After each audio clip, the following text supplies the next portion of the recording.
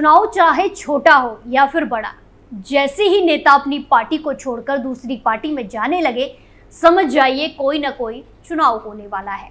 विधानसभा चुनाव को लेकर इस वक्त पूरे देश में चुनावी माहौल है और ऐसे में दिल्ली से लेकर राजस्थान तक पार्टियों को झटके पर झटके लग रहे हैं, जिसकी वजह से पार्टियों का मनोबल कमजोर हो रहा है। अब कुछ ऐसा ही हुआ है। क्यों? क्योंकि दिल्ली विधानसभा चुनाव से पहले आम आदमी पार्टी को ऐसा झटका लगा जिसकी भरपाई शायद ही कोई कर पाएगा। नमस्कार, कैपिटल टीवी में आपका स्वागत है और मैं आपके साथ प्रिया बिस्ट। विधानसभा चुनाव से पहले बड़ा झटका, नेताओं का दल बदलने का सिलसिला जारी। राजस्थान से दिल्ली तक मची अफरा तफरी, क्यों अपनी पार्टी से नेताओं का मोहभंग। कई राज्यों में होने वाले विधानसभा चुनाव से पहले पार्टियों को जोरदार झटके लग रहे हैं। अब दिल्ली में विधानसभा चुनाव से पहले आम आदमी पार्टी को एक और झटका लगा। सीनियर नेता और दिल्ली सरकार में मंत्री रहे सरदार हरशरण सिंह बल्ली आप छोड़कर बीजेपी में शामिल हो गए हैं। दिल्ली बीजेपी के अध्यक्ष वीरेंद्र सचदेवा ने उन्हें पार्टी में शामिल कराया। उनके बेटे सरदार गुरमीत सिंह रिंकू बल्ली ने भी बीजेपी ज्वाइन कर ली है। हरशरण सिंह बल्ली ने रविवार को दिल्ली बीजेपी के अध्यक्ष वीरेंद्र सचदेवा और उनके पुराने सहयोगी सुभाष आर्य और सुभाष सचदेवा की उपस्थिति में भारतीय जनता पार्टी ज्वाइन की। उनके बेटे गुरमीत सिंह आम आदमी पार्टी के युवा चेहरे थे, उन्होंने भी बीजेपी ज्वाइन कर ली है। सरदार हरशरण सिंह बल्ली दिल्ली की हरिनगर सीट से 4 बार के विधायक रह चुके हैं। वो पहली बार 1993 में विधायक बने, उसके बाद 2013 में आखिरी बार विधायक चुने गए। इसके अलावा वो मदन लाल खुराना सरकार में मंत्री रहे। उन्होंने इंडस्ट्री, श्रम, जेल, भाषा और गुरुद्वारा प्रशासन के साथ साथ कई विभागों की जिम्मेदारी संभाली। जब 2013 में बल्ली को बीजेपी से टिकट नहीं मिला तो वो कांग्रेस में चले गए। उसी की टिकट पर चुनाव लड़ा, हालांकि वो आम आदमी पार्टी के उम्मीदवार से चुनाव हार गए। इसके बाद उन्होंने जल्द ही बीजेपी ज्वाइन कर ली थी। इसके बाद 2020 में वो आम आदमी पार्टी में शामिल हो गए। खुद आप संयोजक अरविंद केजरीवाल ने उन्हें पार्टी में शामिल कराया था। दिल्ली में कांग्रेस को बड़ा झटका। एक तरफ आम आदमी पार्टी अपना दुख भूली नहीं थी कि कांग्रेस को भी जोरदार झटका दिल्ली में ही लगा है। दरअसल दिल्ली विधानसभा चुनाव से पहले कांग्रेस पार्टी को बड़ा सदमा लगा। 5 बार के सीलमपुर से कांग्रेस विधायक रहे चौधरी मतीन अहमद 10 नवंबर यानी कि रविवार को आम आदमी पार्टी में शामिल हो गए। आम आदमी पार्टी के राष्ट्रीय संयोजक अरविंद केजरीवाल ने मतीन के घर जाकर उन्हें पार्टी में शामिल करवाया। इस दौरान मंत्री इमरान हुसैन भी मौजूद रहे। इस दौरान सीलमपुर के मौजूदा विधायक अब्दुल रहमान और सीलमपुर के पार्षद हसन शकीला नहीं पहुंची। मतीन अहमद का आम आदमी पार्टी में स्वागत करते हुए अरविंद केजरीवाल ने कहा कि आज मतीन साहब सही पार्टी में शामिल हुए हैं। देर आए दुरुस्त आए। चौधरी साहब दिल्ली की राजनीति में एक प्रमुख व्यक्ति हैं। जिस तरह से आम आदमी पार्टी अपने काम के लिए जानी जाती है, चौधरी साहब ने भी अपने क्षेत्र में इसी तरह के प्रयासों के लिए खुद सम्मान कमाया है। केजरीवाल खुद मतीन के घर चलकर आए। इससे साफ हो गया कि आगामी विधानसभा का टिकट इनके परिवार का पक्का हो गया। सीलमपुर क्षेत्र में मतीन अहमद का काफी प्रभाव है। इससे उनके बेटे के सीलमपुर से चुनाव लड़ने की अटकलें तेज हो गई हैं। चौधरी मतीन अहमद 1993 से 2015 तक सीलमपुर निर्वाचन क्षेत्र से विधायक रहे। साल 2015 और 2020 के दोनों चुनाव में आम आदमी पार्टी ने सीलमपुर विधानसभा सीट जीती, जिसमें 2015 में मोहम्मद इशराक और 2020 में अब्दुल रहमान ने जीत दर्ज की। इससे पहले दिवाली पर मतीन के बेटे बहू और कांग्रेस बाबरपुर जिला अध्यक्ष चौधरी जुबेर और चौहान बांगड़ से कांग्रेस पार्षद शगुफ्ता चौधरी आम आदमी पार्टी में शामिल हुई थी। उल्लेखनीय है कि साल 2020 में उत्तर पूर्वी जिले में दंगे हुए थे। सीलमपुर विधानसभा क्षेत्र भी इसी चपेट में आ गए थे। वो विधानसभा क्षेत्र मुस्लिम बहुल्य है। दिल्ली नगर निगम चुनाव में मुस्लिम मतदाताओं ने आपका साथ छोड़ दिया था और कांग्रेस का साथ दिया था। अरविंद केजरीवाल ने अब चौहान बांगर में आकर लोगों की नाराजगी दूर करने के साथ ही कांग्रेस के पूर्व विधायक को अपनी पार्टी में शामिल कर लिया। आपको बता दें कि दिल्ली की कुल 70 विधानसभा सीटों पर फरवरी 2025 में विधानसभा चुनाव होना प्रस्तावित है। कौन है मतीन अहमद?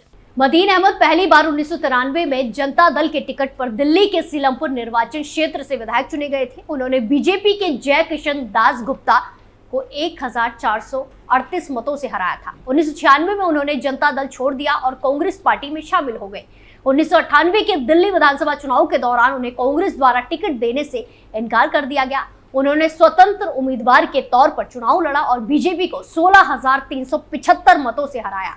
साल 2003 और 2008 विधानसभा चुनाव में वो कांग्रेस के टिकट पर तीसरी और चौथी बार दिल्ली विधानसभा के लिए चुने गए। किन क्षेत्रों में मतीन अहमद की पकड़ मजबूत? मतीन अहमद 1993 से 2015 के दौरान सीलमपुर विधानसभा क्षेत्र से 5 बार विधायक रहे हैं। वो दिल्ली जल बोर्ड के पूर्व उपाध्यक्ष भी रहे हैं। उन्हें शीला दीक्षित के सीएम रहते हुए दिल्ली वक्फ बोर्ड का अध्यक्ष भी बनाया गया था। दिल्ली मुस्लिम मतदाता प्रभाव वाले करीब 10 विधानसभा क्षेत्रों में इनकी पकड़ अच्छी मानी जाती है।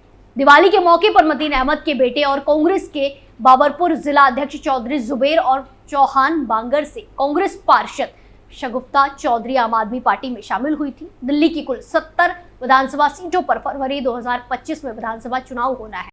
14 नेता बीजेपी में शामिल। दिल्ली के अलावा राजस्थान में भी नेता बीजेपी में शामिल हो रहे हैं। दरअसल राजस्थान की 7 विधानसभा सीटों पर होने वाले उपचुनाव में खिनवसर सीट को सबसे ज्यादा हॉट माना जा रहा है। इस सीट पर पिछले 16 साल से हनुमान बेनीवाल का एक छत्र राज है। बेनीवाल लगातार 4 चुनाव जीते हुए हैं और एक बार उपचुनाव में अपने भाई नारायण बेनीवाल को भी विधायक बना चुके हैं। इस बार बेनीवाल ने अपनी पत्नी कनिका बेनीवाल को चुनाव मैदान में उतारा। बेनीवाल के सामने बीजेपी और कांग्रेस ने मजबूत प्रत्याशी चुनाव मैदान में उतारे हैं।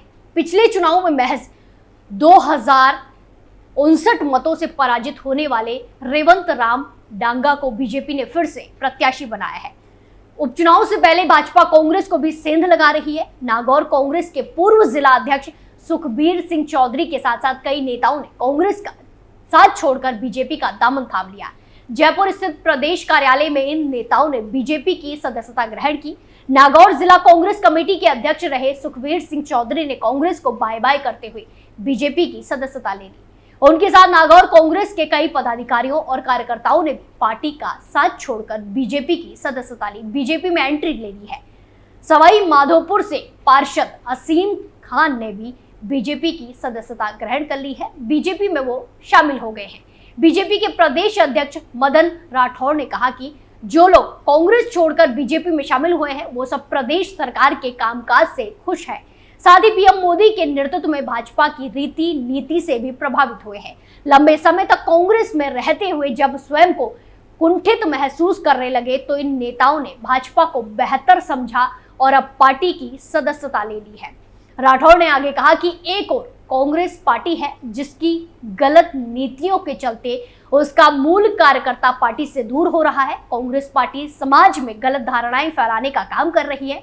इससे कांग्रेस के कार्यकर्ताओं का मोह भंग हो रहा है। तो वहीं दूसरी ओर भारतीय जनता पार्टी है जहां राष्ट्र प्रथम की नीति पर काम करती है। भारतीय जनता पार्टी कार्यकर्ता आधारित वो पार्टी है जहां कार्यकर्ताओं का सम्मान परिवार के सदस्य के रूप में किया जाता है। ऐसे में कांग्रेस के मूल कार्यकर्ता बीजेपी में शामिल हो रहे हैं। सांगली में बीजेपी को झटका। इतना ही नहीं, महाराष्ट्र में विधानसभा चुनाव प्रचार के बीच बीजेपी को बड़ा झटका लगा है। सांगली में बीजेपी का अल्पसंख्यक चेहरा मुन्ना कुरणे शुक्रवार को कांग्रेस में शामिल हो गए। उन्होंने कांग्रेस नेता विश्वजीत कदम की मौजूदगी में पार्टी ज्वाइन की। चुनाव प्रचार के बीच में मुन्ना का कांग्रेस में शामिल होना बीजेपी के लिए बड़ा झटका माना जा रहा है। पिछले कई महीनों से बीजेपी में मुन्ना कुरणे को लेकर अटकलों का बाजार गर्म था, इसीलिए वो पार्टी में ज्यादा सक्रिय नहीं थे। आखिरकार सांगली के कांग्रेस उम्मीदवार पृथ्वीराज पाटिल की मौजूदगी में मुन्ना कुरणे ने बीजेपी छोड़ दी और कांग्रेस पार्टी में शामिल हो गए। माना जा रहा है कि मुन्ना के कांग्रेस में शामिल होने का असर सीधे सीधे चुनाव पर पड़ सकता है। सांगली में बीजेपी के पास मुन्ना कुरणे के रूप में एक मुस्लिम चेहरा था, लेकिन अब वो कांग्रेस में शामिल हो गए हैं। उन्होंने कहा कि बीजेपी मुस्लिम समुदाय को पर्याप्त प्रतिनिधित्व नहीं मिल रहा है, इसीलिए कुरणे अब कांग्रेस में शामिल हो गए हैं। दिलचस्प बात यह है कि बीजेपी के दोनों बड़े नेता प्रधानमंत्री नरेंद्र मोदी और केंद्र गृह मंत्री अमित शाह महाराष्ट्र के दौरे पर थे। ऐसे वक्त में जब अमित शाह और नरेंद्र मोदी महाराष्ट्र के दौरे पर हैं, तब भी सांगली में बीजेपी को झटका लगा है और मुन्ना कुरणे कांग्रेस में शामिल हो गए। विधानसभा चुनाव से पहले पार्टी की इस एंट्री से जहां कांग्रेस को बड़ी राहत मिली, वहीं बीजेपी के लिए एक बड़ा झटका माना जा रहा है। सांगली में बीजेपी ने सुधीर गड़गिल को मैदान में उतारा है, जबकि कांग्रेस ने पृथ्वीराज पाटिल को मैदान में उतारा है। प्रधानमंत्री नरेंद्र मोदी ने नासिक में चुनावी रैली की। रैली में पीएम मोदी ने महाविकास अघाड़ी पर जमकर हमला बोला। उन्होंने कहा कि ये कांग्रेस के साथ साथ महाविकास अघाड़ी राज्य के विकास में बाधा पैदा करती है। ये लोग नहीं चाहते कि राज्य का विकास हो, ये लोग जातियों के नाम पर एक दूसरे को लड़ाते हैं। कांग्रेस ने झूठ की दुकान खोल रखी है। कच्चा चिट्ठा में फिलहाल के लिए इतना ही। बाकी तमाम खबरों के लिए देखते रहिए कैपिटल टीवी। नमस्कार।